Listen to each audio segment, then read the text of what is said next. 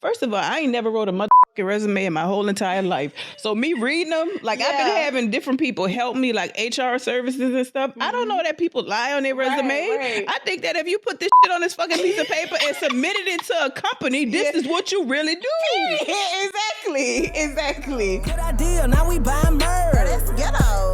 Payment miss. Ooh, the ghetto. Say she quit. Ooh, the ghetto. Late on your rent. Rent is ghetto. New event. Ooh, the ghetto. Invoice in. That ain't ghetto. Money spent. Oh, that's ghetto.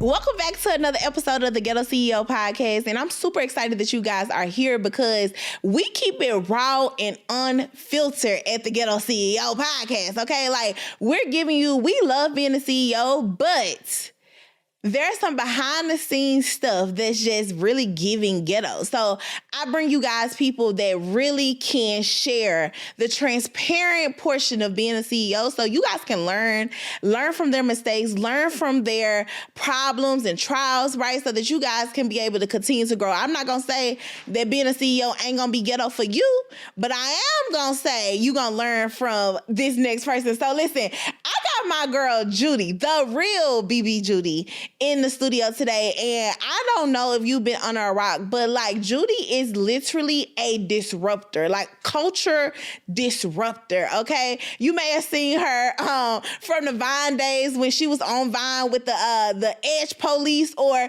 you've seen her amazing campaigns with the WAP with Cardi B and all the things, right? Like you may have seen her on Instagram, or you may have just seen them announce her and her wife Brett is having a with who baby. So we're going to talk about all the things behind this multi-8-figure brand, Kaleidoscope. So welcome to the Ghetto CEO show. Judy, welcome to the Ghetto CEO podcast. How are you feeling? I'm good. Thanks for having me. This is super cute and comfortable. Yes. Listen, I want to make you comfy so you can tell us all the tea, okay? But listen, no, for real. Like, are you going to be transparent? Are you going to give us the raw and unfiltered truth? I don't know how to be anything but that. Period. I think to a fault. I love it. So let them know who you are and how did we get here? How did you become the Judy? Oh my God. First of all, let's talk about the name, because when I first came up with the name, the real BB Judy, of course, it's the real big booty Judy. Right. I never really pictured it, like I never pictured myself being like a hair mogul icon or whatever you want to call it. So the name didn't really connect to that, but I had branded it. Yeah. So I didn't want to change it. But I was like, what if Michelle Obama, I want to tell her to follow me? You know, how you say follow the real BB Judy? That seems so unprofessional, but now it's so... Everybody knows me as that, and it's fitting. So yeah, exactly. So how did you get here? Like, how did you get to this point in your business? Oh, child. I was a hairstylist for years, on top of years, on top of years. And there was a void in the market. I felt like one of my clients cheated on me for somebody else, and then she came back to me. And the girl had did her a ponytail, and she wound up missing hair at the top of her ponytail from a bobby pin injury. So then I felt compelled to feel like, we gonna fix it. You know, like you sat here, you cheated, and now you back, and I gotta fix somebody else's problem, but we gonna fix it. So I felt like there was nothing really in the market outside of, at the time, it was like Rogaine and stuff you might see. I wanted to do something for, our market. Right.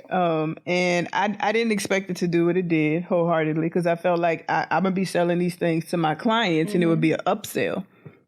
And then I took it to social media. Like, I watched social media. I watched what it was doing. Yeah. I watched how it was growing. So I found some popular people on social media, did like the barter system. I was a hairstylist. So I was doing their hair for free, giving them hair for free for them to post me.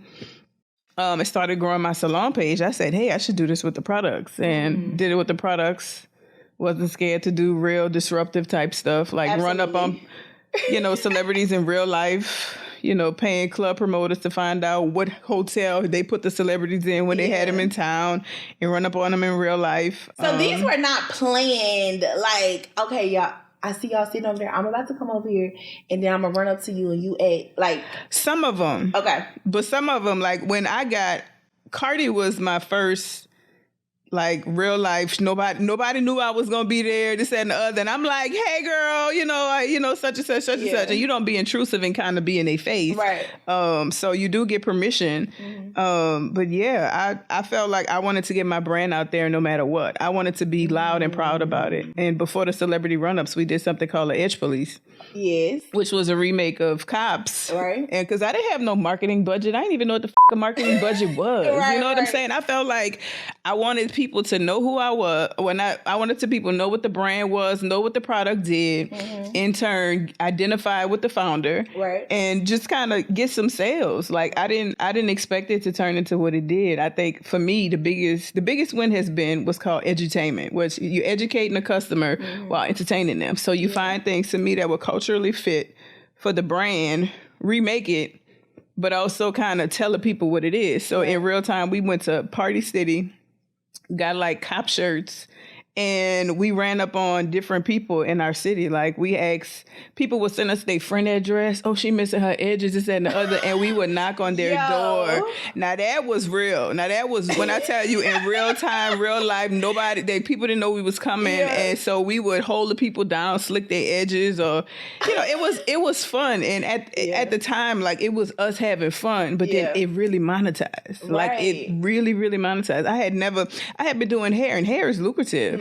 I had never seen that much money. And I was like, this is just from social media having fun? Yes. Yeah. It's like, it just made sense. And you want to know, I don't think I ever told you this, right? So I remember when you were in New Orleans doing hair, I actually was in Hattiesburg. I went to Southern Miss. Okay. And I used to like email you. I think I was looking for the email because I was like, I want to show Judy. It was like kaleidoscope at AT&T. Yeah, that is it. That is it. Yes, I found it. And I was like, hey, Judy, I do this. I want to come work for you. Da, da, da. So literally, like, that's it's amazing. So funny now that our paths have like realigned. Like, I just think that God is like amazing in the way that he positions things. But the way that you have, like, it's just been amazing seeing the growth from there, from Vine to like now we here. Yeah. It's different. Yeah, it is definitely different. I will say this. I feel like the more you scale, the more you grow, the more, the more money you make, the more corporate things have to become. Okay. And I think that kind of takes the fun out of it sometimes. So I feel like as you grow your business, you have to make sure to set up those buffers to make sure that people are doing that part of it. Because when you lose the essence of creativity, or when you lose the essence of having fun, it's like, because it's cool to make the money, but I still like content creation. Yes, that's my thing. Like, I like marketing. I like just doing disruptive stuff. I like, I feel like if I sold lace glue before somebody actually did this, because I taught this on my, when I went on tour, I was like, somebody's going to do it. Somebody needs to jump out of a helicopter and go down. And that's going to show with lace glue. Like, I'm the type of person that feels like, why don't we have a message in something that's just phenomenal? You know what I'm saying? Versus it just, hey, I sell this. This is what it does. No, I want to make it fun. I want you to understand it. I want you to relate. I like that. Like, I really, really like content creation. No, I think that that's good. And even what you said with the more you scale, the more money you make, right? The less fun you actually. I remember when I was like in the trenches, like, you know what I mean? Like, it wasn't, being broke isn't fun, but it's like. No, I agree.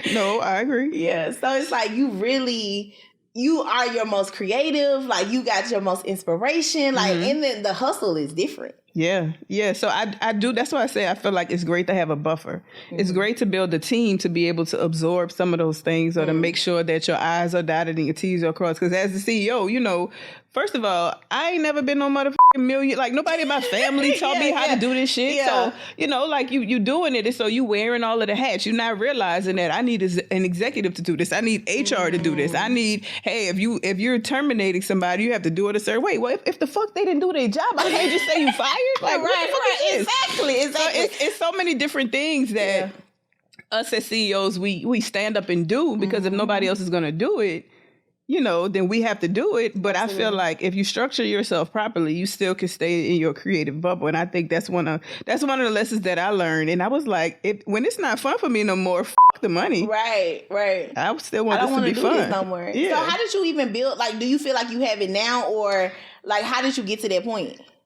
I don't have everybody I want, because I would like to have a strong enough team to be able to take some mommy time when we have the baby. Yeah. We're not there yet. So I want to grow I want to be able to grow it a little bit more and have a couple of more people, but I do have more team members than I had before. Yes. Okay, so first of all, you have a daughter, right? Like, how old is I have 3 children. You have 3 children. How old are your kids? 25, 23, 21, something like that. And you starting over. I know. How does this feel? With now you're starting over with a different playing field because you got like a lucrative business now. You know what I'm saying? Like, were you an entrepreneur when your kids were younger? I was a hairstylist. Okay. So my kids grew up in a beauty shop. Okay. So my kids, and we talk about this. We actually had a conversation. I felt like this time around, because I missed a lot of stuff with my kids because I was, like really grinding. Working. Like as a hairstylist, I would go on Friday and Saturday 5 a.m. And then on Friday, my end time would be when I'm finished. So that's after 10 p.m. And on Saturday, it would be 5 a.m. But I try to get off early to spend some time with my children on Saturday and Sunday. But it was a lot that I was trying to do, and I feel like this time around, I would love to be able to leverage it better where I can spend more quality time because my kids have relayed to me and then on a goddamn television show when the camera's there. Right, like all this other time we was spending.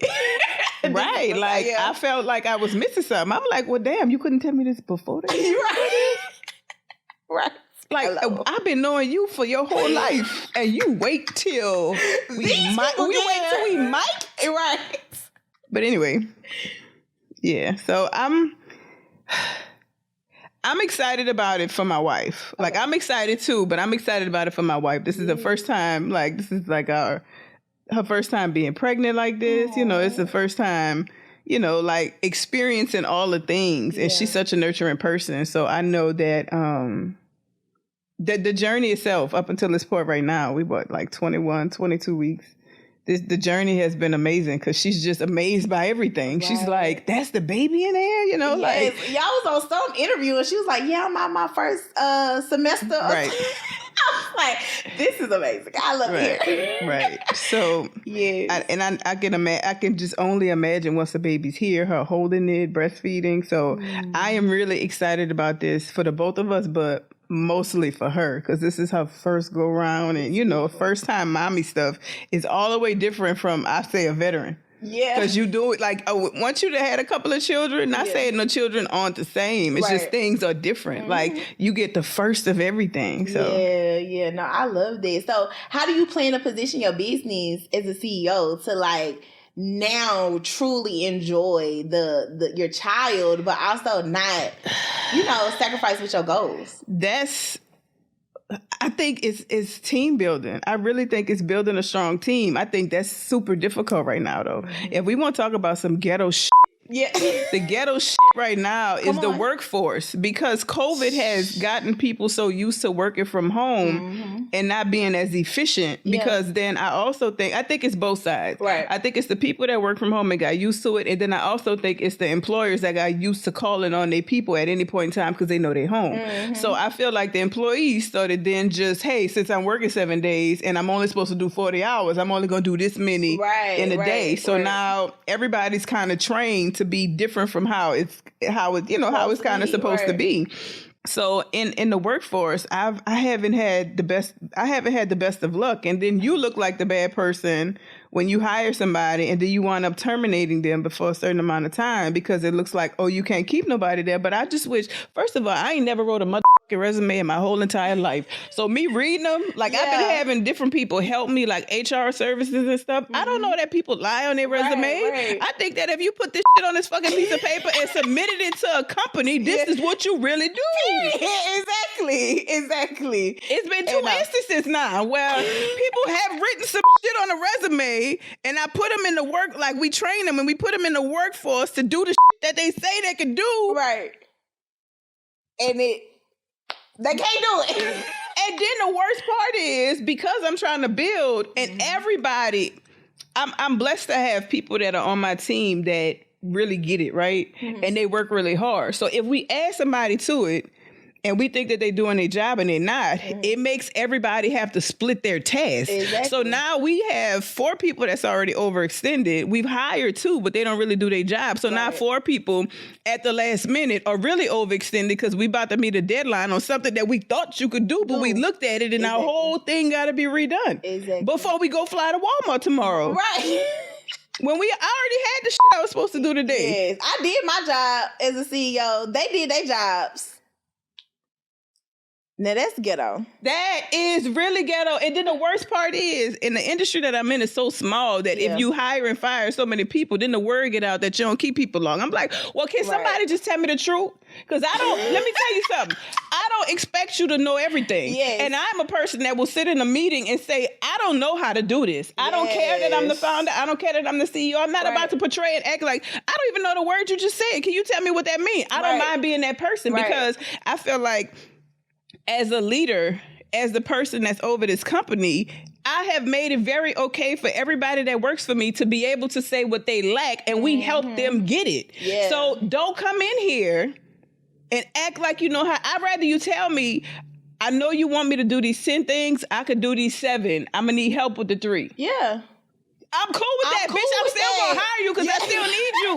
Because I can't do the 7. Right. Don't tell me you can do the 10. Yes. No, I think that that's so good because I think a lot of times people don't realize, and I think the most frustrating thing about being a CEO is that you can't even get to your top level potential because you waiting on other people to realize their potential, or like finding the people that can help you get to that level. Well, so let me tell you what I learned. What I learned is, even in building a team, right? Mm-hmm. Like, I feel like the people that I have a team, it might be like a 20 people now, right? Something like 18, 20.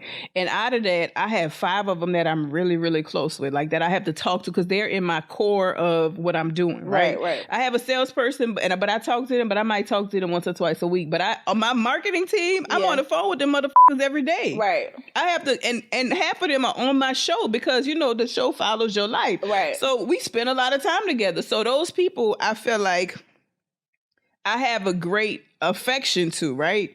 And I want to make sure, like, it's hard to separate business and relationship. Mm-hmm. So then when somebody does come in the company and they aren't showing up and it makes us have to overextend everybody, I'm really mad now because now I know it not just plays on me, but it plays on this person who doesn't really get to spend time with their children anyway. It plays on this person who has a husband but always travels for us. It plays on all of these different things. So it's like... And then, but the real thing is also, now sometimes they get irked, but they mad at you. That's what I'm trying to tell you. That's what I'm saying. Let me tell you something though. I have always been, because I feel like whatever I put out there, God always gives me 10, 20, 100 times over. So even if I do terminate somebody, I am a person, I give people crazy severances because I want to kind of keep a good rapport with people. I want to keep a good name out there. The last person I offered a severance to was like $21,000. Right. And the person came back because they sucked at their job.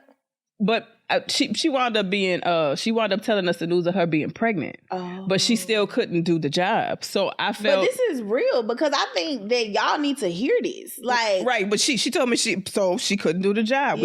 We tried to give her different tasks, and she came back and said something about no, I want double or nothing. And so I'm like, now I can't give you anything because it's egregious for you to want something that, and I didn't do anything wrong. And it was even something where she went to the labor force. And I'm like, okay, but it wasn't in my favor because I didn't do anything wrong. And anytime I terminate somebody, and then if it's a small termination, I'm going to give them 2 to 4 weeks to pay, right? Mm-hmm. But if it's a termination and I feel like, you know what, this is a situation, I feel bad about this, I offer, like, I'm real decent. That's what I'll say. I'm real decent because I try to consider about how long will it take for them to find some. And I don't have to do that. You don't. And people that is an optional and thing. People don't do that. No, people don't do that. But I feel like for me, I just want to keep a great rapport. I want to keep a great rapport, and I also want to make. I feel like God is gonna catch me up. Yeah. So I feel like God is always gonna catch me up, so I'm not worried about it. I just wish people just would say what the fuck they know and they don't. That's it. When I tell you that, that's all I want. I think people will come to a company like mine and they feel like, if I don't know how to do this, I don't know how to do this. If I say I don't know how to do social media, oh my God, I'm not going to be able to work there. No, we got that. Yeah. So it's okay to say it. Yeah. It's okay to tell me that, because then you can sit around when we have our meetings and you can understand it. I need you for the stuff I don't know how to do. I don't understand TPR. You know what that is, right? Mm-hmm. Temporary price reduction in the stores. I don't understand the advantage of TPRs and what time of year you split. I don't do that. I didn't study that. I need you for that. So marketing in my industry is not just social media. It's not just ads. It's not just email marketing. It's a lot to do with the retailers, the programs you participate in. So if you go to Walmart and we have a gift set for Christmas and it's 50% off, we as the company have actually paid for that. And you have to schedule that in advance. They'll ask you that in March. So I don't know, because if you participate in too many programs and you don't know your profit margins and you don't know all of the different things, you're going to wind up being upside down at the end of the year. And I've learned my business, but I don't know that side of it. Like I understand how it affects the business, but I need somebody that's a professional in that capacity that does that. So I just been having all kind of hiccups with that. Like if I could, because in the perfect world, I would have the team built, right? Like by June. Okay. I'll have the team built and I'm comfortable with them by June. I just don't know if it's going to happen like that. Because I would love to be able to take 2 steps away. And be able to step back from the company. Yeah. Not like let somebody else run it, but just to be able to kind of at least do 4 to 6 weeks with a newborn. Right. And I think that's fair. And I think that's one side of like being a CEO that we don't get to talk about. Like there is no PTO. There is no vacation off time. There's no, like nobody is like, there's no substitute, right? Like that's coming in. That somebody should start a substitute CEO business. I don't know though, because imagine the headache of that. Right. Like, oh my God, imagine the headache of that. Because even down to everybody wants to talk about, like, I've talked to a couple of my friends and they've all experienced the same thing where you hire somebody and then you don't want them really in your Shopify because then you don't want them to see the numbers, because then when they see the numbers, they're going to feel like they're not getting paid enough. But people don't even understand that there are some weeks that we don't pay ourselves. Facts. Like when you scaling, I don't care how many millions I made. Facts. When I'm scaling and I got to buy inventory, I might skip. Everybody else going to get their payroll. Right, but I might skip my payroll a few times a year. Yeah. And be perfectly fine with that. But it's not a conversation. I'm not going to tell y'all, oh, I'm going to wait. I'm going to hold y'all off till next week. No, I'm going to be the person that's eating that. Right. Even down to people that work for you, when they make a mistake, we pay for that. Facts. I had somebody make a $700,000 mistake. You said how much? Right. They salary not even that. But you 7,000? 700. We had an issue with a misprint on a label. And nobody caught it. And so we had to eat a whole bunch of labels because we couldn't put it out in the market because it was labeled as something that it wasn't. An ingredient that people might be allergic to. Yeah. So then imagine if you would have ran with it. And it would have went to the market. And you would But that's my point though. People don't talk about that, because if you have employees and they mess up, you're responsible for it. You are always responsible at the end of the day. And I'm not complaining about being a CEO, but since we talking about some of the gripes, you're responsible for everybody. Yeah. I know everybody has their task list. And of course, okay, well, even if they did something that's a fireable offense, you still responsible for what they did. Everything falls underneath the umbrella of your company. Yeah. You being the CEO, you're responsible for it at the end of the day. Do you completely feel like your content is trash? Like you really could take your brand to the next level if you could really figure out how to do marketing, how not to spend all your time online, how to really systemize your social media and get your followers off of social media and into your bank account? Well, listen, I want to give you a free 15-minute content audit with myself and my team. And so we can really dive into your social media page. We can really dive into what you're already doing with marketing, and we can see what gaps you already have. Now, listen, I want to show you how you can work with us, and we can help you fill in these gaps, but you may get off the call and you may feel completely full and you may not need us. Completely fine with me. So what I want you to do is click the link below, book a call with us so we can see if we can work together this year or if you got everything that you need to go to the next level. Let's go. Golly, and we don't talk about this. And you just ate that. Like, how did you feel going through this? I felt like, you better go have a sale. That's what I said. I said, we about to go figure out how to make this back because this shit don't make no sense. Y'all better figure out how to get them labels off, how to reprint that. And then we looked at the cost analysis on that, and that for that wasn't really making sense either. Yeah. So it was like, the are you serious? That's wild. Yeah. And the fact that, like I said, we just have to keep going. Because it's not like I can sit in that moment for a minute. You know what I mean? Like, I had to just No, because now I really got to go because I got to make up for it. I got to go make this money. Right. I got to, listen, Black Friday ain't till the end of the year. So what can we do? Because I want to make it up at once. Like, I want, what are we going to do this month to try to do this, do that? Facts. And I think a lot of people, you said something that is really good. Like you said that sometimes even at scaling, because a lot of people think that making more money immediately means you're more profitable. And I talk about all the time, like most big companies are not that profitable. Like you could probably make whatever you take home, right? If you just had ran a smaller company, had one VA, like you could probably take that home, but you are really doing this for not just yourself. Right. Exactly.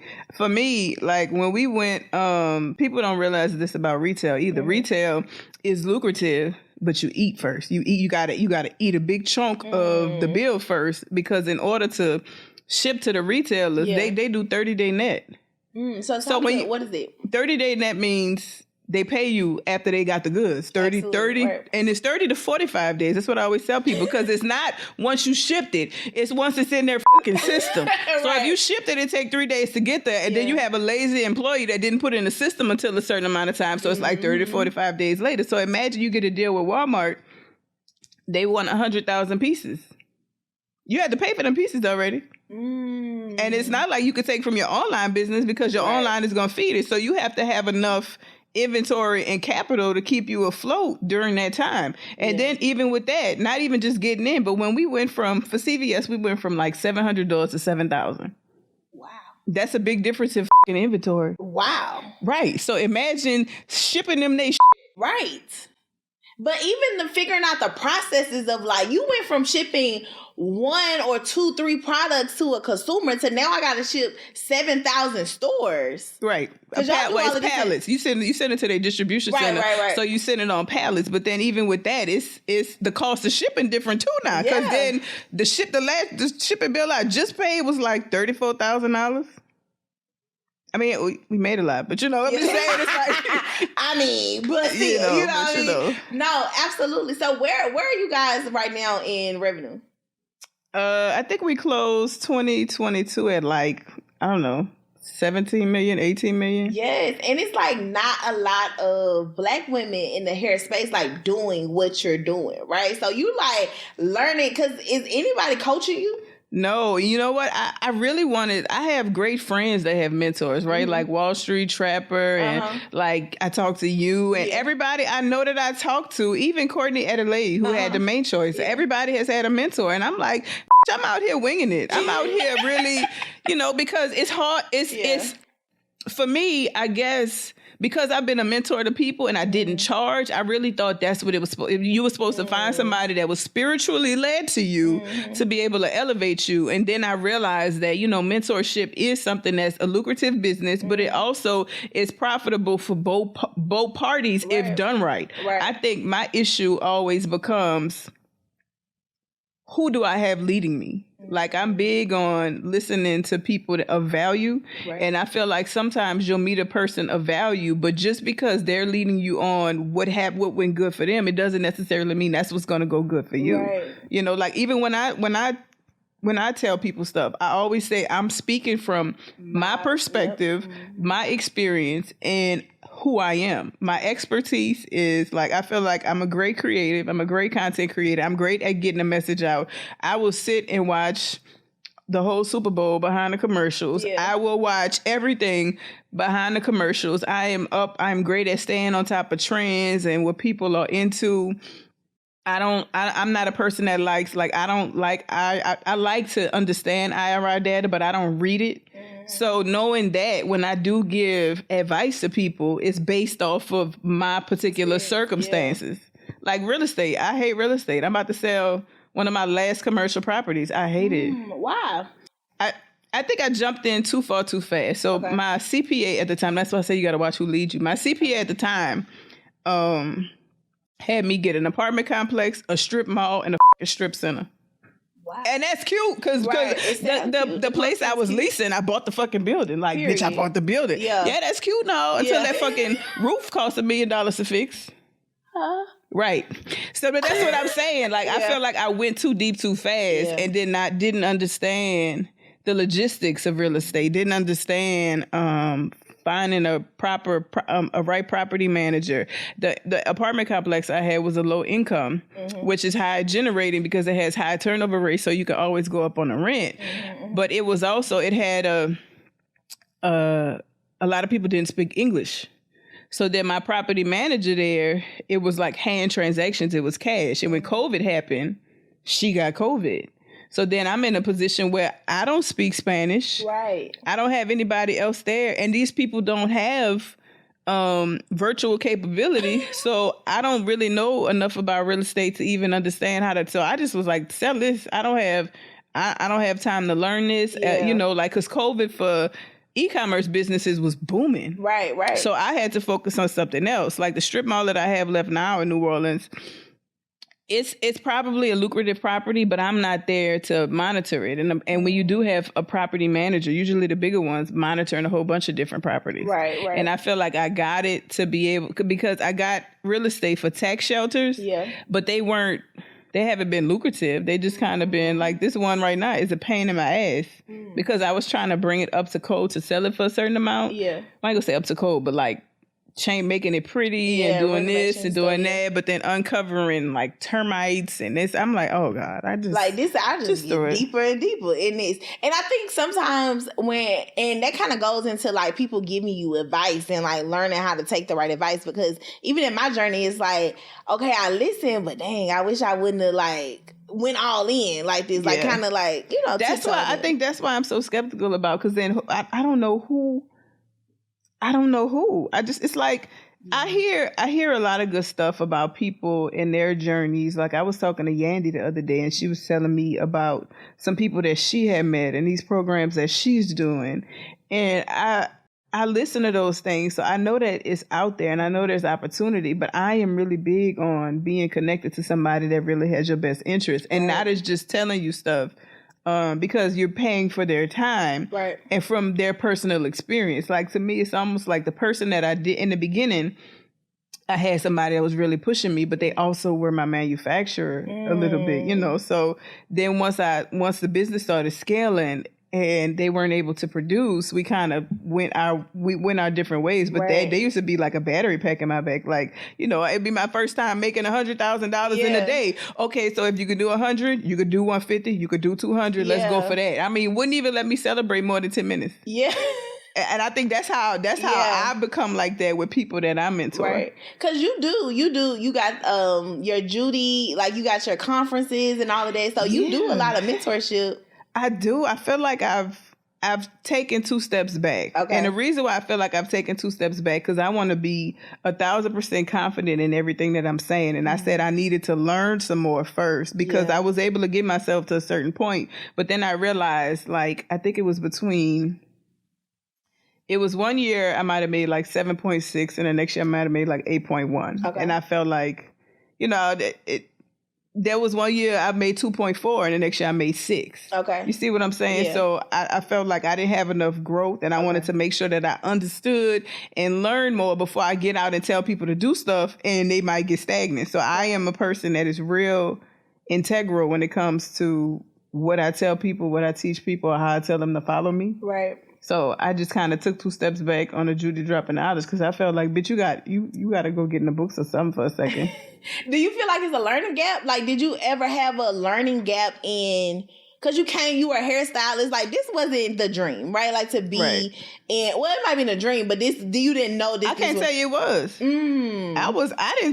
I never thought I was going to be no millionaire, nor was it on my vision board or nothing. Truth be told, I was cool with being a hairstylist, because hairstylist was, like a hairstylist did make lucrative money. I felt like I was making like $150,000, $200,000 a year, and that was big in the time that I was making it. Right. So, and I had felt like I got a 2-story house. I had never, growing up, a couple of my friends had 2-story houses. I never had a 2-story house. I felt like I could buy a 2-story house, and I ain't gonna say I was good with that, but the thing with me was I always wanted more. right? So I always wanted, in doing hair, I always wanted to be able to make more every year. I used to be so anal. Like I used to keep up with my daily amount that I was making. And every year I would make sure I would compare the months to make sure that there was some growth. And I felt like if there wasn't any growth, I needed to add something. Maybe you need to add braids. Maybe you need to do color. Maybe you need to do this. But you was keeping data before. That was like... When I tell you, I still have it handwritten too. What? I still have it. It's crazy because I was like, why the did you do this? It was so it was nothing that I was taught either. It's crazy. It was nothing like my dad was an accountant. He did real estate. He did a lot of different things before he passed, but it's nothing he taught me. It's just something that because I think I just wanted to know and make sure that I was growing. Something just told me I just needed to keep fucking growing. So I didn't see this for my life. I was doing hair and then it just, here we are. I was like, oh, shit, okay. Now you popping. Okay.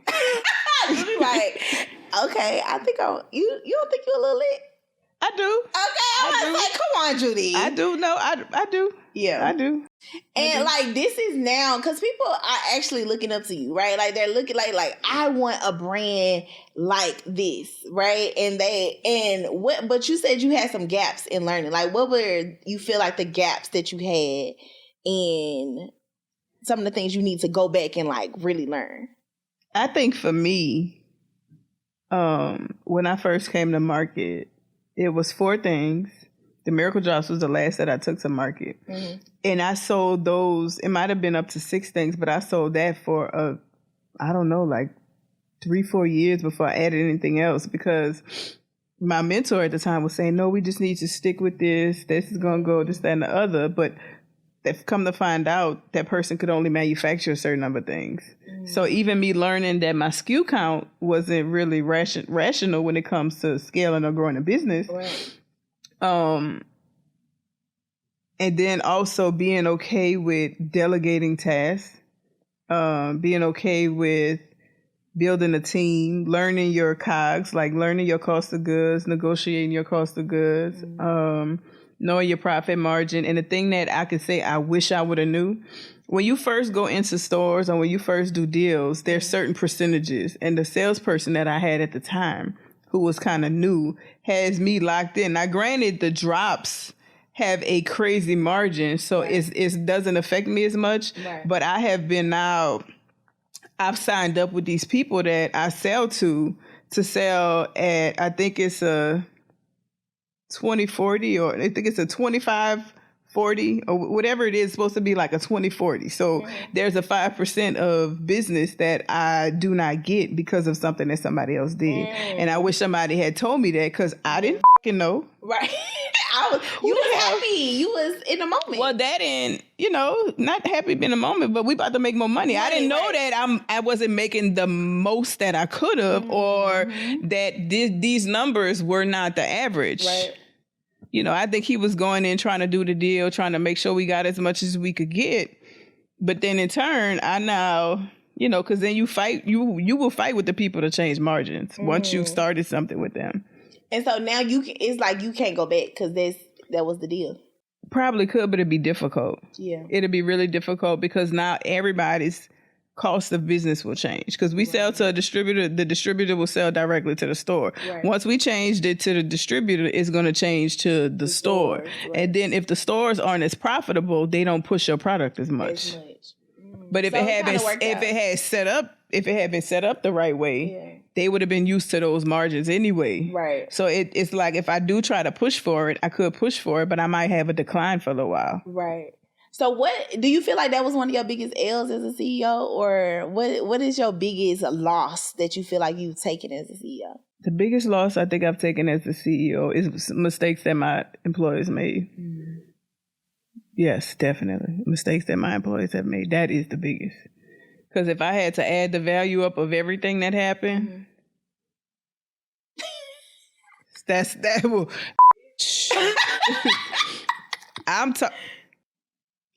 Yeah, I that's the best I could say because the label thing is just one. Right. It's several things. It's always something. Oh, it's always. But that's why I say that's why I have been really I've really been intentional about trying to learn how to hire people properly, trying to learn how to teach. Because I didn't realize we had to teach people culture. I felt like when somebody comes in, they'll kind of adapt, see and understand company culture. Because the company culture here is, I've never been a manager. Like my first, I tried to work at Burger King. Might have did 3 days. They didn't want black. They wanted me to cut my nails and make my hair go lower. That was it. I quit. Like that was a wrap. So I've never been a manager of people. So I don't micromanage. So I think the biggest piece of company culture here is we have a lot of self-starters. So if you come in and that's not the situation, if I haven't identified it and I don't have anybody managing you, I'm going to be disappointed because everybody else here is self-starters and we don't have to micromanage. And I don't mind having somebody here that we have to micromanage, but I have to identify it. I need to know that. Right. And they're not going to say it, but I just have to be able to identify, okay, this person needs to be. Right. This was good. I feel like we could talk for hours about how ghetto being a CEO is. I think the good, but I'll say this. As many L's as we take, we do have wins. Absolutely. You know, like we do have substantial wins. We do have these great opportunities. I think my biggest accomplishment to date has been, I think I told you this, when I did the tour with Judy Dropping Knowledge and I taught over 18,000 people and over 9,000 of them got saved. So I feel like that, along with being able to bless people, like my employees, I like giving people experiences and, you know, experiences usually cost money. So if it's one of my employees is from Trinidad and she was trying to see her mom and didn't get a chance, so fly her home. Or one of my employees, she hadn't seen her son in over a year. It was always bad timing and the flights were too high, so fly her son here to see him. So those kind of things really, really, really make my heart smile. So I do feel like being a CEO is ghetto as hell. And I don't want to seem like we just complaining because it's lucrative and it's worth it. It's just it's ghetto. You know, and I say this all the time. I think I end every episode with this. And I say, you know, we are talking about how being a CEO is ghetto, but I know we would never trade this for anything else in the world. No, you're right. You're right. And I'll say, as much as I complain about the employees that did not work out, I am 1,000% grateful for the people that I do have. Because we are carrying the ship together. Yeah. Listen. So, right. We all trying to figure it out. Yeah. And I love that. So listen, Judy, leave them with some last words, some last advice on how they can continue to manage in this situation, right? Like, I know somebody's watching this and they're like, you know, being a CEO is ghetto and I just don't know if it's for me anymore. Like, what would you say to them? Honestly, prayer. Yeah. I feel like in all things, prayer is actually the thing. And not to be cliche or anything, but I feel like in your hardest time, the person that you always can call on, the person that you can always go visit is going to be unavailable. Yes. And it has nothing to do with them not wanting to be there for you, but sometimes God puts you there for his alone time. Absolutely. So I feel like if you make intentional alone time and you have an intentional relationship with him, he could guide you through anything. Yes. Yeah. I love that. Listen, y'all, thank y'all for tuning in for another episode of the Ghetto CEO podcast. Make sure if you're watching us on YouTube, make sure you like, comment, and subscribe, all the things. If you are watching us on any of the podcast channels, make sure you leave us a review, okay? And then send this to like 10 people because everybody needs to know that being a CEO is giving very much ghetto. So I'll see you guys on the next episode. Bye.